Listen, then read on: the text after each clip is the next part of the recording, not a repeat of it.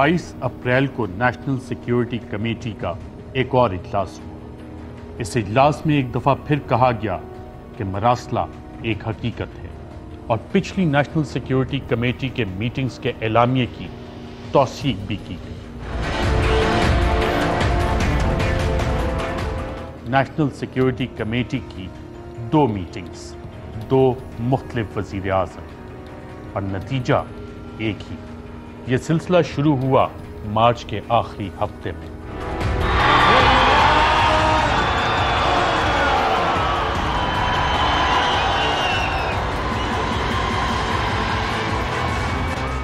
ستائیس مارچ کو سابق وزیر اعظم عمران خان نے اسلام آباد کے جلسے میں ایک خط لہرایا اور عوام کو بتایا کہ ان کی حکومت کے خلاف سازش ہو رہی ہے۔ اس سازش کے بہت سے اندرونی اور بیرونی کردار۔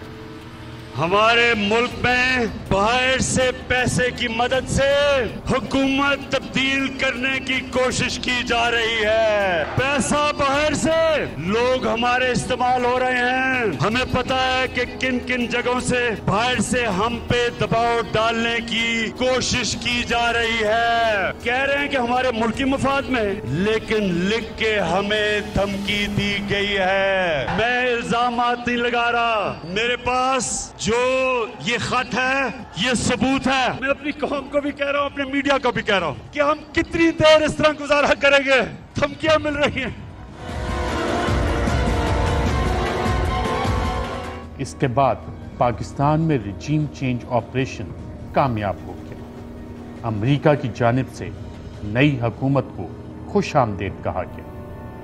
For almost 75 years, the relationship between the United States and Pakistan has been a vital one. We look forward to continuing that work with Pakistan's government to promote peace and prosperity in Pakistan and the broader region. And in that spirit, we've congratulated Prime Minister Shehbaz Sharif on his election by the Pakistani Parliament, and we look forward to working with him and his government. سابق وزیر اعظم عمران خان کے اس اعلان کے بعد ان کے خلاف ایک پوری میڈیا کیمپین چلائی گئی کہ خط تو ہے ہی نہیں، وہ تو سفارتکار کی اسیسمنٹ ہے۔ خط میں الفاظ ڈالے گئے اور بالآخر قومی سلامتی کمیٹی نے تسلیم کیا کہ خط اصلی ہے۔ افواج پاکستان کے ترجمان نے پریس کانفرنس کر کے خط کو ایک حقیقت تسلیم کیا۔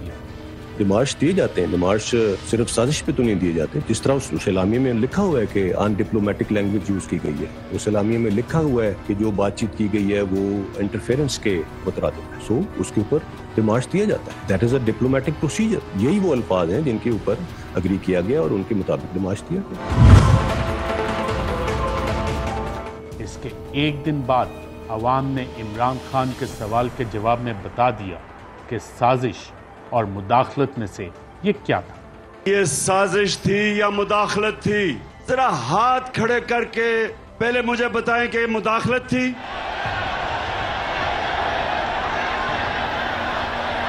اور آپ وہ بتائیں کہ یہ سازش تھی۔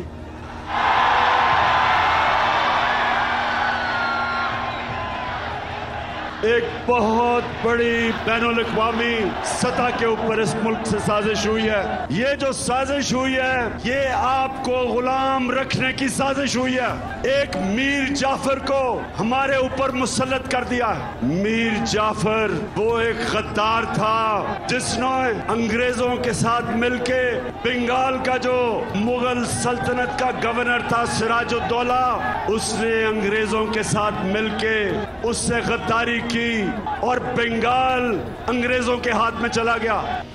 تمام تر میڈیا کیمپین اور پریس کانفرنسز کے باوجود زیادہ تر ذی شعور لوگ جانتے ہیں کہ امریکہ کا پروجیکٹ رجیم چینج ایک تسلیم شدہ حقیقت ہے۔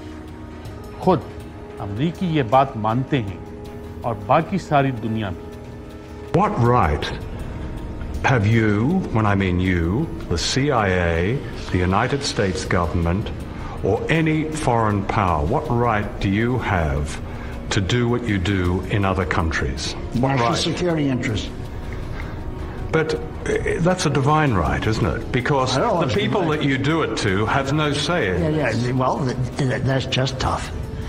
we are going to protect ourselves, and we're going to go on protecting ourselves because we end up protecting all of you. And let's not forget that. Right. Right? No, I won't. We'll intervene whenever we decide it's in our national security interest to intervene. And if you don't like it, lump it. Get used to it, world. We're not going to put up with nonsense.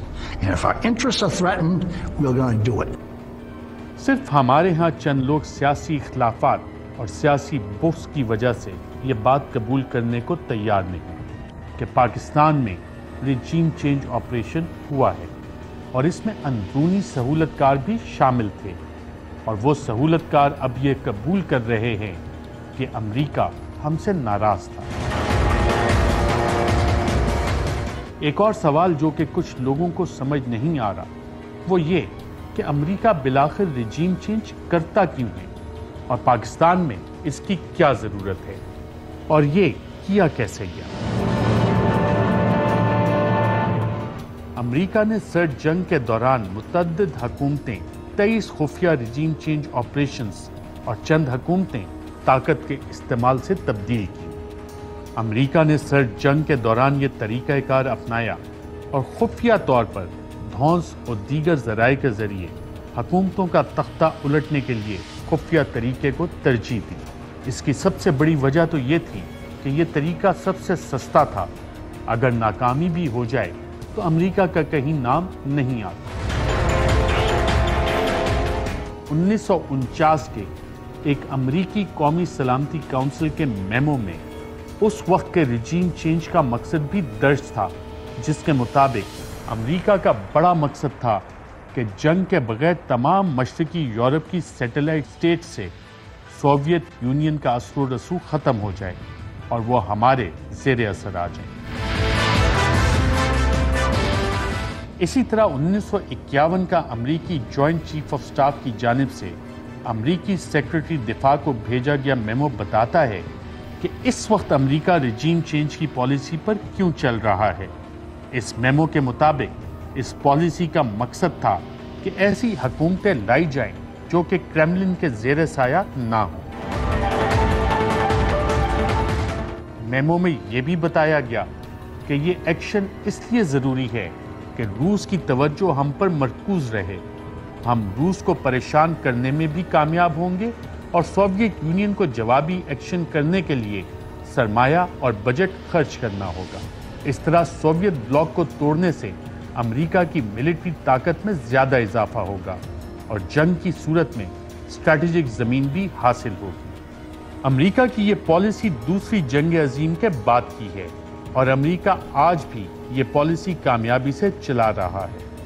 1954 के अमेरिकी national security council के memo के मुताबिक इसमें NSC की जानिब से warning भी दी गई थी कि अगर अमेरिका इस रिजीम चेंज पॉलिसी में नाकाम हो गया तो रूस अमेरिका को सर्द जंग के तरीकों से दुनिया में तन्हा कर देगा और दुनिया के आज़ाद खारजा पॉलिसी अपनाने वाले ममालिक रूस की जानिब माइल हो सकते हैं। इससे ये तो समझ आ जाएगी कि अमेरिकी रिजीम चेंज ऑपरेशन एक मुसद्दिका हकीकत है, मगर सवाल ये भी हो सकता है कि पाकिस्तान जैसे मुल्क में अमेरिका जैसे मुल्क को रिजीम चेंज की क्या ज़रूरत है। जैसा कि शहबाज शरीफ ने बोला, हम तो भिखारी हैं। Beggars can't be choosers. Please understand that. और ख्वाजा आसिफ ने बताया कि हम तो वेंटिलेटर पर। ऑलरेडी जो माशी हालात जो है हमारे इंतहाई मखदूश हैं। ये सारे वेंटिलेटर जो है ना ये लगे हुए हैं अमेरिका की मर्जी से लगे हुए हैं। अमेरिका चाहे तो ये सारे के सारे जो हमें जो इस वक्त ड्रिप्स लगी हुई हैं या वेंटिलेटर लगे हुए हैं सारे के सारे ऑफ हो जाते हैं। तो हमें तल्लुकात उनके साथ जरूर रखने चाहिए। अब इसको समझने के लिए कि पाकिस्तान के खिलाफ अमेरिका ऐसा क्यों करेगा, ये जानना जरूरी है कि अमेरिकी रिजीम चेंज ऑपरेशन 3 तरह का होता है: ऑफेंसिव, प्रिवेंटिव और हेजिमोनिक। और आज का पाकिस्तान अमेरिका के लिए इन तीनों ऑपरेशंस पर फिट आता है। سب سے پہلے بات کرتے ہیں اس آپشن کی جس کو اوفینسو ریجیم چینج آپریشن کہا جاتا ہے۔ پاکستان اس وقت امریکہ کے سب سے بڑے معاشی چیلنجر چین کا قریبی اتحادی ہے۔ چین پاکستان میں سی پیک منصوبے پر کام بھی کر رہا ہے۔ امریکی صدر جو بائیڈن یہ بھی کہہ چکے ہیں کہ چین کو روکنا امریکہ کے لیے بے حد ضروری ہے اور کسی بھی طرح چین کو آگے بڑھنے سے روکنا ہوگا۔ You know, we must prepare together for long-term strategic competition with China. Competition with China is going to be stiff. That's what I expect. We have to push back against the Chinese government's economic abuses and coercion that undercut the foundations of the international economic system. سابق وزیر اعظم چین کے ساتھ روابط بڑھاتے رہے اور مختلف دورے بھی کیے، تو چین کے ساتھ بڑھتے روابط اور چین کی مدد کرنے پر تو اوفینسو اسٹریٹجی بنتی ہی ہے۔ اور پھر امریکہ کا سیکیورٹی پارٹنر بھارت، جس کے ذریعے امریکہ نے چین پر نظر رکھنی ہے، اس کو بھی تو عمران خان نے اوقات یاد دلائی اور 27 فروری کو ان کا طیارہ گرا کر بھارت کو منہ توڑ جواب دیا تھا۔ تو پھر پاکستان جو کہ پہلے ہی چین کے قریب ترین ملک میں شامل ہے، تو اس پر اوفینسو ریجیم چینج آپریشن کے ایکشن کا جواز تو بنتا ہے۔ امریکہ جس دوسری وجہ سے ریجیم چینج کرتا ہے وہ پریونٹیو آپریشنز ہیں، یعنی کچھ ہونے سے پہلے ہی معاملات قابو کرنے کی کوشش۔ اور امریکہ کو پاکستان کو بالکل قابو کرنے کی ضرورت تھی، اس سے پہلے کہ بہت دیر ہو جاتی۔ سابق وزیر اعظم عمران خان نے چین میں ونٹر اولمپکس میں شرکت کی اور اس کے بعد روس کا دورہ کیا، جو کہ امریکہ کو بالکل بھی قابل قبول نہ تھا۔ ایک چیز بتا دی کہ جی وہ عمران خان نے اکیلا کو فیصلہ کیا روس جانے کا، حالانکہ جب رشیا جانے کا فیصلہ تھا اس کے اندر ہماری ساری فورن آفس کی پوری مشاورت تھی، ہماری ساری عسکری قیادت کی مشاورت پوری تھی۔ میں نے بلکہ فورن سیکرٹریز کو اسی کمرے میں بلایا جو پرانے ریٹائرڈ تھے، ان سے ہم مشاورت کر کے گئے۔ لیکن اس کے اندر لکھا ہوا ہے کہ نہیں، صرف وہ ہمارا ایمبیسڈر ان کو بتا رہا ہے کہ نہیں یہ مشاورت سے، اس نے کہا نہیں یہ صرف عمران خان کی وجہ سے گیا۔ اور پھر انہوں نے یہ جو باقی لکھا کہ اگر جب تک وہ ہے تو ہمارے تعلقات اچھے نہیں ہو سکتے۔ یہ تو نہیں ہے کہ کوئی باہر سے ایک ملک چلے یہ کہہ دے کہ ہاں جی ہمیں نہیں پسند آپ کی فورن پالیسی، پتہ نہیں کوئی وجہ کیا بتا رہا ہے کہ جی آپ روس چلے گئے، وہ تو اور یورپین لیڈرز بھی روس چلے گئے تھے، لیکن خاص پاکستان کو کہ آپ کیوں چلے گئے ہیں، جس طرح کہ ہم کوئی ان کے نوکر ہیں۔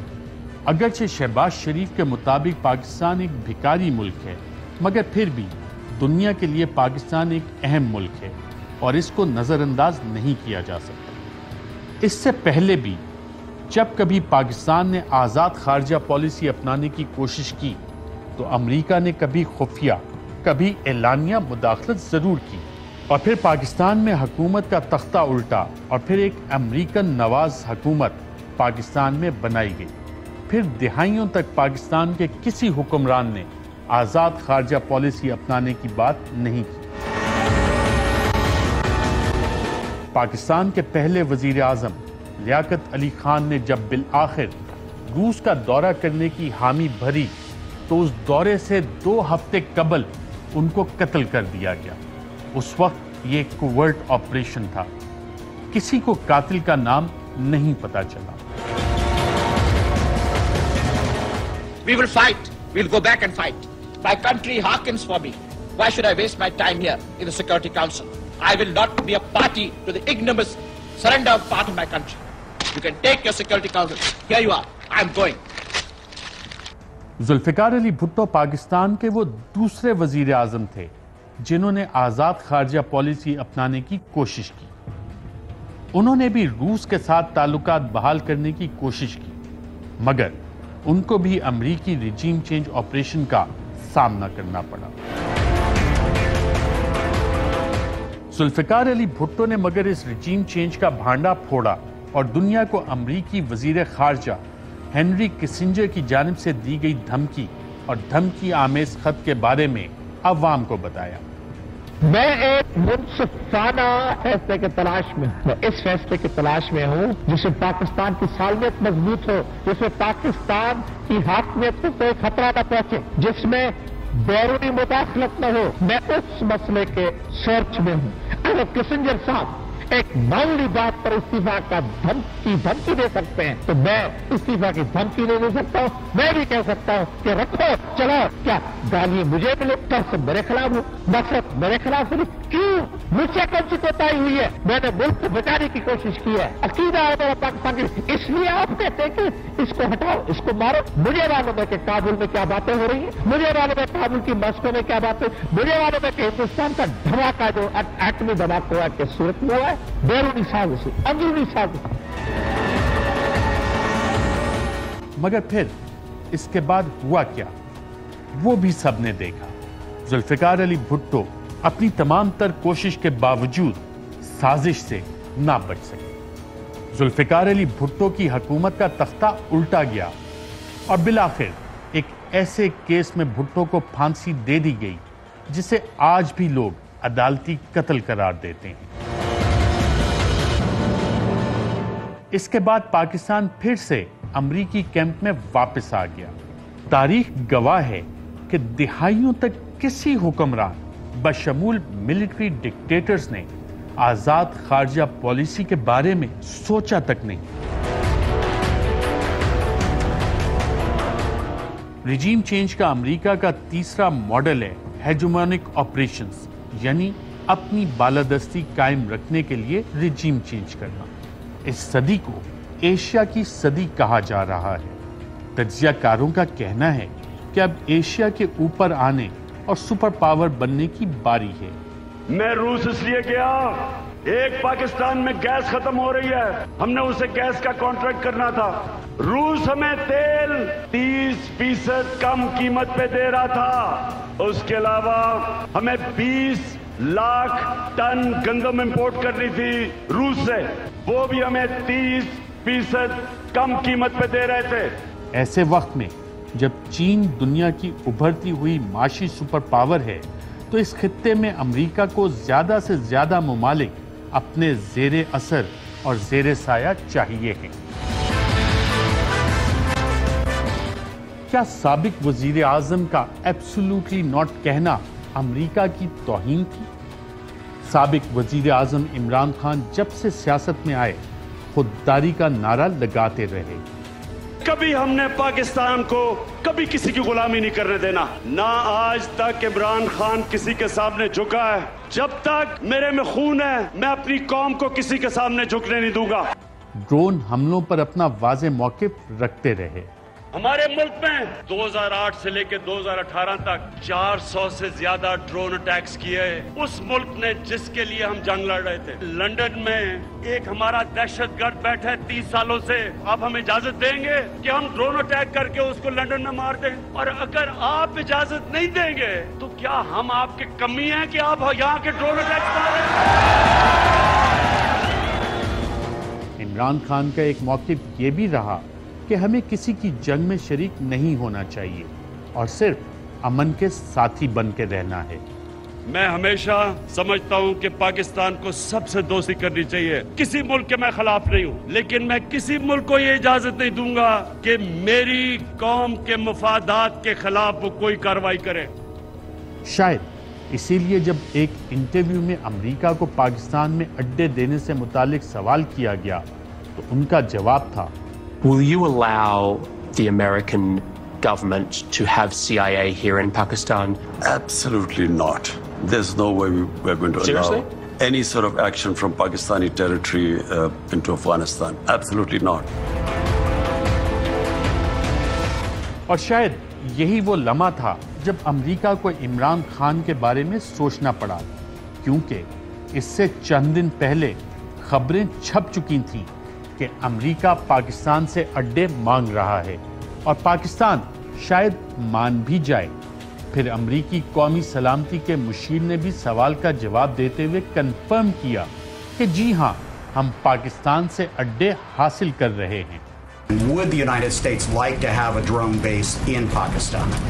So I'm not going to get into the details of our negotiations with Pakistan. I will only say this. We have had constructive discussions in the military, intelligence, and diplomatic channels with Pakistan about the future of America's capabilities to ensure that Afghanistan never again becomes a base from which Al-Qaeda or ISIS or any other terrorist group can attack the United States. But in terms of the specifics of what that will look like, that will have to remain in those private channels as we work through them. अमरीकी सदर जो Biden ने भी publicly Pakistan से अड्डे हासिल करने की ख्वाहिश का इजहार किया और दबाव डालने का अंदिया भी दिया। The point is that it's a counter-terrorism strategy.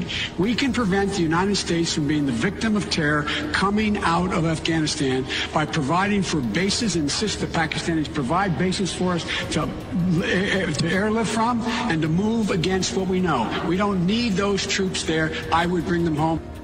तो अगर अमरीकी सदर और अमरीकी मुशीर बराए कौमी सलामती पब्लिकली अड्डे मांग रहे हैं तो अमरीका समझ रहा था कि पाकिस्तान को अड्डे दे देने चाहिए। इससे पहले भी तो पाकिस्तान ने अमरीका को अड्डे फराहम किए, तो अब इनकार क्यों? अमरीकी अखबारात ने भी खबरें लगाईं कि जनाब अड्डों की डील हो गई है, मगर इमरान खान ने इंटरव्यू में सीधा कह दिया absolutely not. Absolutely not. Tehreek Insaf के कुछ मेंबरान का कहना है कि जिस दिन इमरान खान ने इंटरव्यू में अड्डों के बारे में कहा कि एब्सोल्युटली नॉट, उसी वक्त हमें यह अंदाजा हो गया था कि अब अमेरिका हमारे खिलाफ हो जाएगा और फिर वहां से इमरान खान हुकूमत के लिए हालात खराब होते चले गए।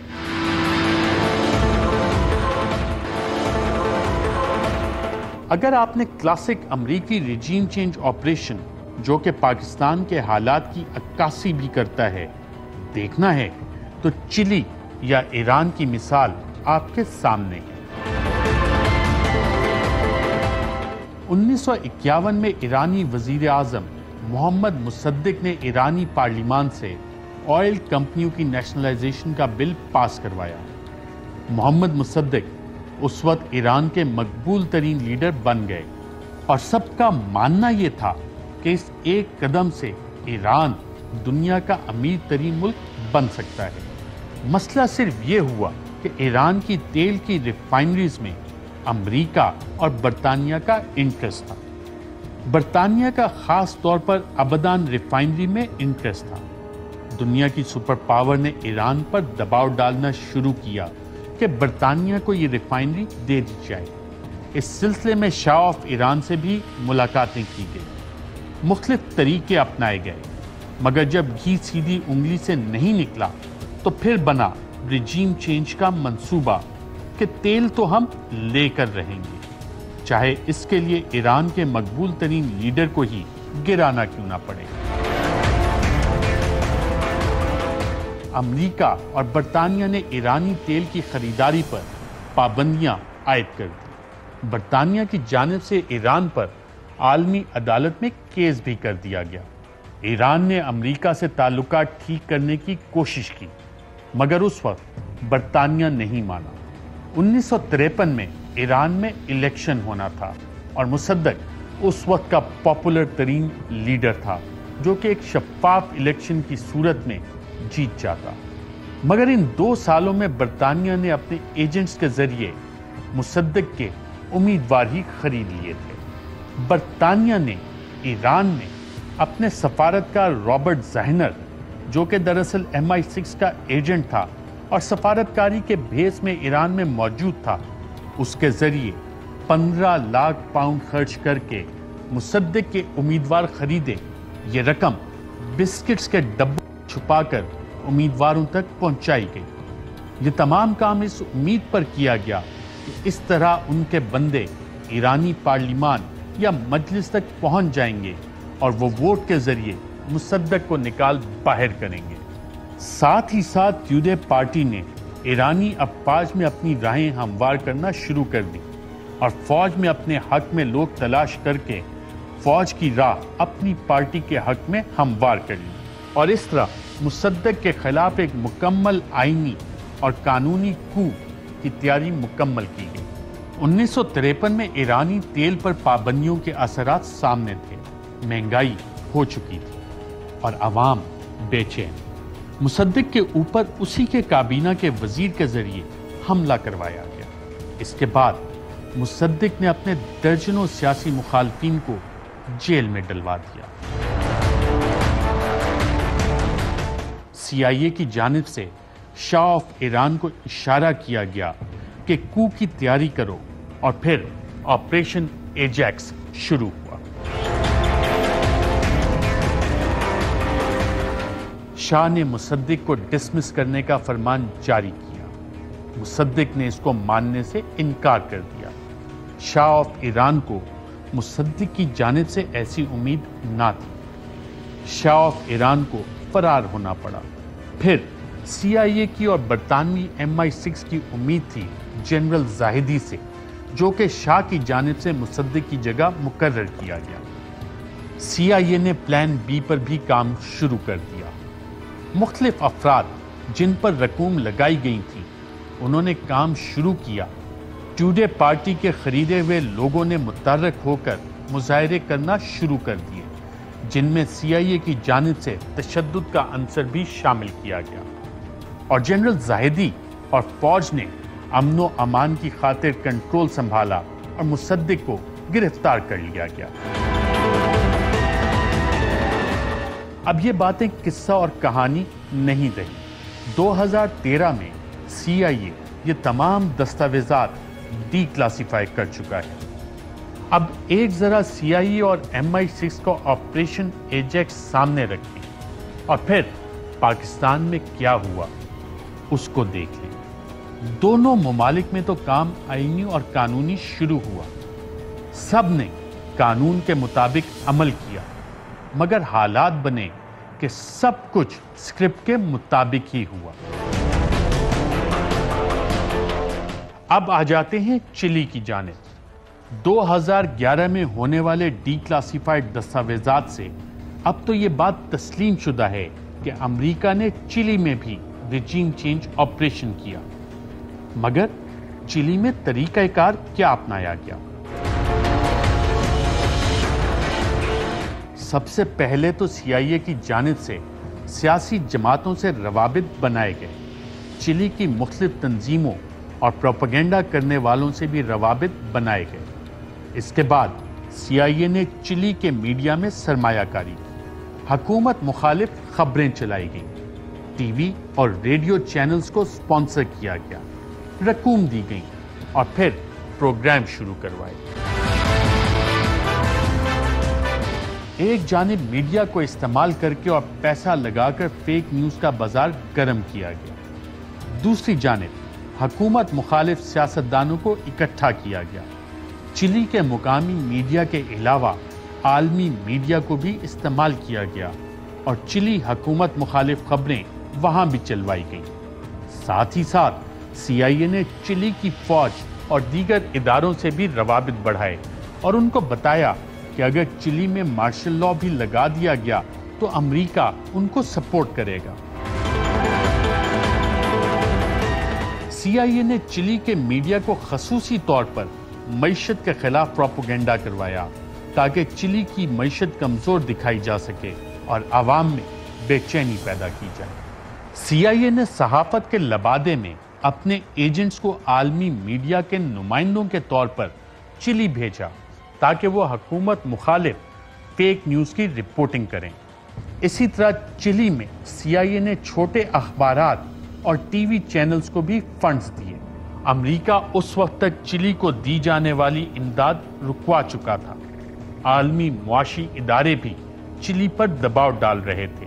دوسری جانب CIA نے اپوزیشن جماعتوں کو فنڈ فراہم کیے اور ان کو اس قابل بنایا کہ وہ اپنا ٹی وی چینل اور اخبارات قائم کریں۔ یہ تمام کام اور فنڈز اپریل 1971 اور مارچ 1973 کے الیکشن سے پہلے ہی فراہم کر دیے گئے تھے۔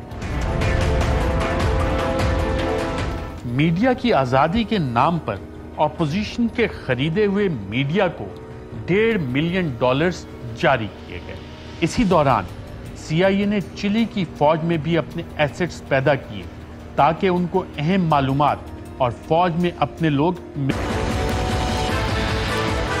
اب چلی میں میڈیا کے رول اور پاکستان میں عمران خان حکومت کے خلاف میڈیا کے رول کو ذرا ایک نظر دوبارہ دیکھیں تو آپ کو اندازہ ہو جائے گا کس طرح ایک آئینی اور قانونی ریجیم چینج آپریشن کیا گیا اور کس طرح تمام اداروں اور جماعتوں کو عمران خان حکومت کے خلاف کیا گیا۔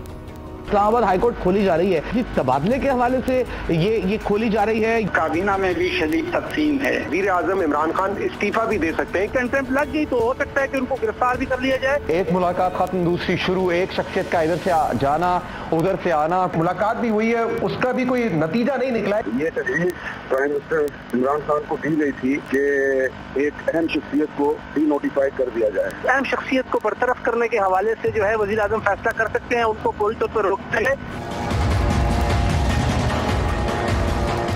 یہ بالکل جھوٹ ہے اور ایک بہت ہی واہیات سٹوری بی بی سی نے اس کے اوپر شائع کی۔ I am sorry for using this word. اس سے زیادہ بڑا جھوٹ کسی ایک ایسی انٹرنیشنل لیڈنگ ایجنسی کی طرف سے نہیں ہو سکتا، کوئی ایسی چیز نہیں۔ اور اس بارے میں جو ایک من گھڑت قسم کی سٹوری کہ کوئی وہاں پہ گئے اور کسی نے ان سے، کوئی کچھ نہیں ہے، دیر از نتھنگ۔ امریکی خط میں کیا ہے یہ ڈاکٹر شیری مزاری شیئر کر چکی ہیں۔ کوٹ اب میں اس کی کوٹیشنز ہیں جو ڈونلڈ لو کے ورڈز ہیں۔ Then P M Imran Khan will be isolated from the U S and we will take up the issue head on. اب مجھے بتائیں یہ کنسپیرسی نہیں ہے؟ اس کے ساتھ کہا یہ دوبارہ بتائیں کیا کہا آپ نے کہ کیا ایگزیکٹ الفاظ سے؟ if the vote of no confidence اگر وہ کامیاب نہیں ہوتا and if now I'm quoting Prime Minister Imran Khan remains in office then Prime Minister Imran Khan will be isolated from the US and we will take the issue head on words ہیں یہ Donald لو کے words ہیں۔ یہ مداخلت تو نہیں ہے تو دھمکی نہیں۔ آگے سنیں نا، آگے پھر کہا but if the vote of no confidence succeeds all will be forgiven۔ یہ بھی ڈونلڈ لو کہہ رہا ہے اور آپ کوٹ ان کوٹ کہہ رہی ہیں۔ کوٹ ان کوٹ all will be forgiven۔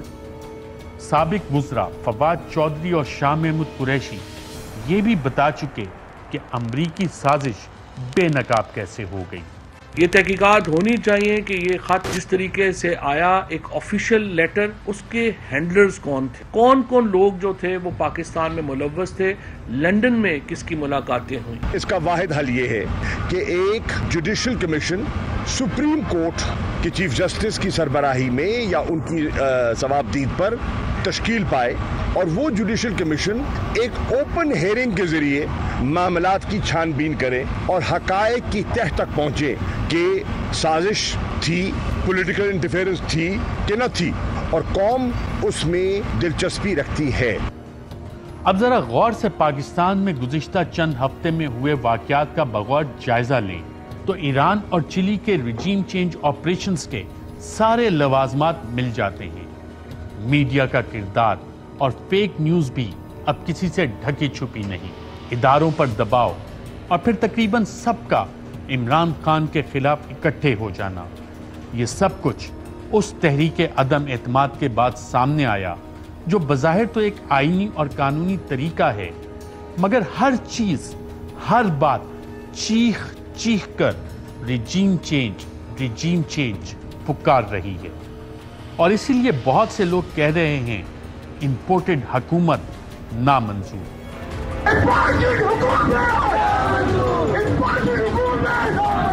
Imported حکومت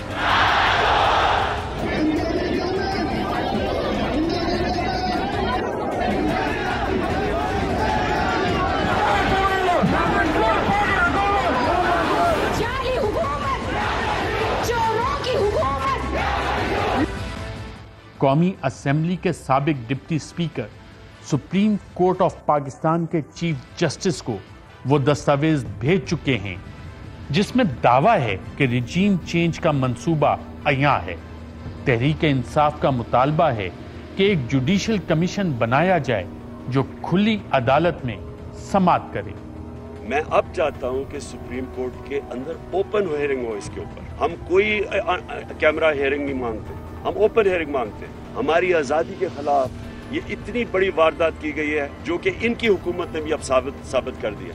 اس لیے میں آج اپنے سپریم کورٹ کو کہتا ہوں کہ آپ کی اوپن اس کی ہیئرنگ کریں. اگر آپ نے یہ نہ کی, کوئی پاکستان کا پرائم منسٹر دھمکیوں کے سامنے کھڑا نہیں ہوگا. بیرونی جب دباؤ آئے گا وہ ہاتھ کھڑے کر دے گا.